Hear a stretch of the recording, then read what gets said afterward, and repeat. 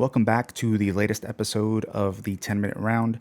I'm Joe Rogan. If you become a fan of a fighter, inevitably it's going to break your heart. Being a fan of this sport can be tough. Being a fan of MMA can be tough.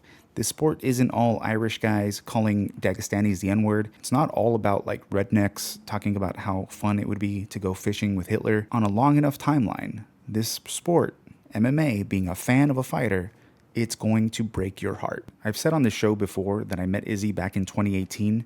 He was super cool. I've been a fan ever since. It was cool to watch him rise up and become champion. So watching his decline, it's tough. But if you watch the last episode, I did say that I didn't think he was going to win this one. I did say that maybe if he lost this one, he would have to consider retiring. I feel like I saw him say that he's going to go back and think on it. You know, frankly, in interviews before the fight, he was kind of saying how, like, you know, he just wants to have fun in the cage. He wants to feel free. He has a goal of getting a submission. But at this point, you have to consider what price are you willing to pay to reach that goal. You've had a great career. He's 1-4 in his last 5 fights, and 3 of those losses he got finished.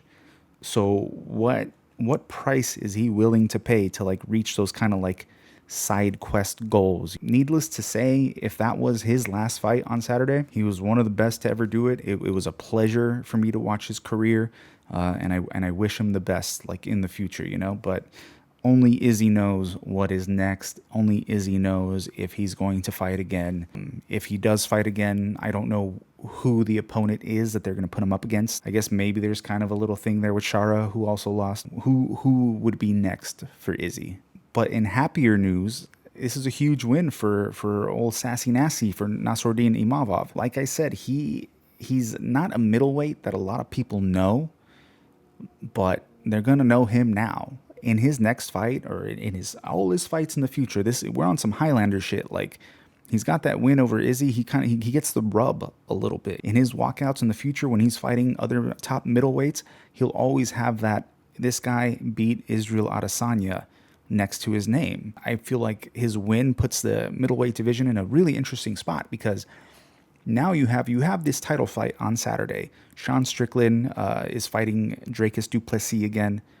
We'll see how that one plays out. But after that, you know, waiting in the wings, we have a Khamzat Chimaev.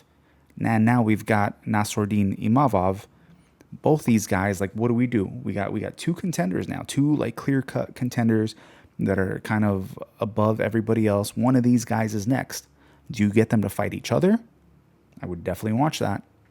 Or does one guy get the title shot against the winner of DDP and Sean Strickland? This is the new wave of middleweight. I feel like we've kind of just ended an era here. You know, we had 2 guys, Israel Adesanya and Robert Whittaker, dominate the division for so many years, almost like a decade now. And now we've got, you know, this new blood. We got DDP, we got Nassourdine, we got Khamzat.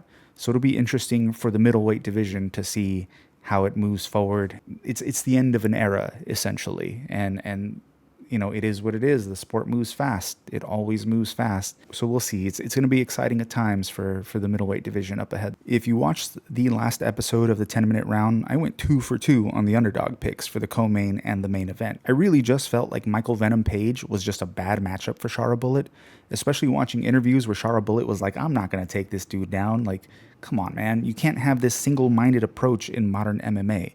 You have to respect MVP's game. You can't bring in sparring partners into your training camp that are going to fight like Michael Venom Page.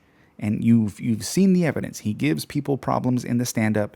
You got to mix it up. And I don't even know if, honestly, Shara is capable of mixing it up. I don't know if his wrestling game is there. Essentially, it's a thing that just happens to so many fighters when they see guys like MVP, or they see a guy like Wonderboy Thompson, and they're like, yeah, I'm going to go in there and I'm going to kickbox with this guy. It's not a good game plan.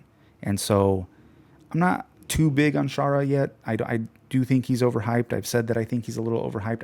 I don't see what it is. Like, oh yeah, he looks weird. You know, the dude's got one eye. He's big in Saudi Arabia. But I don't see it yet. Whatever people are trying to hype, like, not to say that he's not going to get there. It's not to say that he's not going to have success in the future, but I just don't think he's there yet. He's not a guy whose skill set I look at and I'm like, hey, this is probably going to be a title contender sometime soon. So either way, it's his first loss. Maybe he can learn from this one. Maybe he can move forward. For MVP, I think his home is at 170. It's cool that he did the little side quest moving to 185, but let's be real. At MVP's age, he's probably never going to be champion at 170 and definitely not at 185. So at this point, what do we do? Like there's got to be fun fights for him out there. And I think that's what we got to do. He's not getting any younger. The dude puts on exciting fights. He's a good name to have on a card. Give him fun fights, man. Don't give him any wrestlers. Just make fun fights for the dude, and let him give us some highlights. For the heavyweight fight, Sergey Pavlovich versus Jairzinho Rozenstruik, I kind of said that Sergey lost the aura, and I feel like in this one, it's the aura is definitely still gone. Like, this just was not an impressive fight by Sergey. He won. This dude was like, when he was coming up until he fought old Tommy Aspinall, when he was coming up, he was fucking terrifying. He was terrifying. And now he just looks like any other heavyweight. Maybe, not as chubby as some of the other guys are, but he looks like any other heavyweight at this point. It was a very uninspired win over a guy that he should have been able to go out there and just steamroll Jairzinho. Like, if you want your name to be back in like the top of the heavyweights, you got to steamroll a dude like Jairzinho. And I know, and I'm not saying like it's an easy thing to go out there. Like, Jairzinho's a good striker, but you got to do it. If you want to be one of the top guys, this is one of the guys, and you got to steamroll him. You got to leave no doubts. So either way, heavyweight's kind of a mess.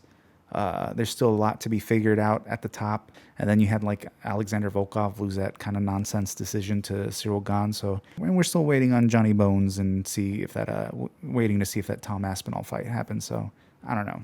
Overall, this card was kind of forgettable. It had some moments.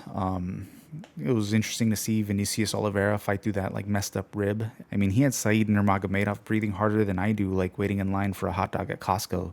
The Shamil Gaziev, said that right? KO on Thomas Peterson. It was so devastating that dude took his own mouthpiece out, like before the ref called it. He was like, yeah, that's it. I'm going home. I'm done with this shit. It's over. Terrence McKinney continues to refuse to make it to the second round. He continues to refuse to ever see a second round. The second round does not exist to Terrence McKinney. He is the most exciting one-round fighter. He's going to go out there and he's either going to finish or get finished. Sounds like a dream. But that's all I got to say about this one. UFC 312 is this Saturday. I'll release another episode later this week to talk about that one. I'll leave you with some words of wisdom from a great MMA mind. But other than that, peace. What happens when we die? I leave a legacy behind me that I've helped people, that I've been a factor in somebody's life in a positive manner, and knowing that it was Tito Ortiz that helped me get through that hard time. That's what happens when we die.